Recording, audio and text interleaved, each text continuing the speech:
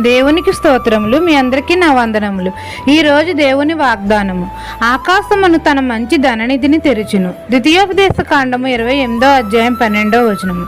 పరిశుద్ధుడైన మన తండ్రి అయిన యెహోవా మనందరి కోసం ఆకాశమును తన మంచి ధననిధిని తెరుస్తానని మనతో సెలవిస్తున్నారు. మనము మన దేవుడైన యెహోవా మాట శ్రద్ధగా విని దేవుడు మనకు ఆజ్ఞాపించే ఆజ్ఞలన్నింటినీ అనుసరించి నడుచుకున్న ఎడల మన తండ్రి అయిన యెహోవా భూమి మీద ఉన్న సమస్త జనముల కంటే మనల్ని హెచ్చిస్తాడు. మన కొట్లలోను మనం చేయి ప్రయత్నములన్నిటిలోనూ మనకు దీవెన కలుగునట్లు యెహోవా ఆజ్ఞాపిస్తాడు. మనందరికీ ఆకాశమును తన మంచి ధననిధిని తెరుస్తాడు. మనల్ని ఆశీర్వదిస్తాడు. మన కార్యం అంతటిని దేవుడు సఫలపరుస్తాడు. మన నేల పంట విషయంలో సమృద్ధిగా మేలు కలుగజేస్తాడు.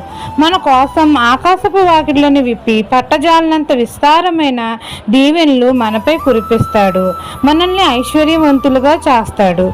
ఈ దిన వాగ్దానం నా జీవితంలో నెరవేరాలని కోరుకుంటూ దేవుని సువార్త పరిచర్యలో మీ సహోదరి. ఆమెన్.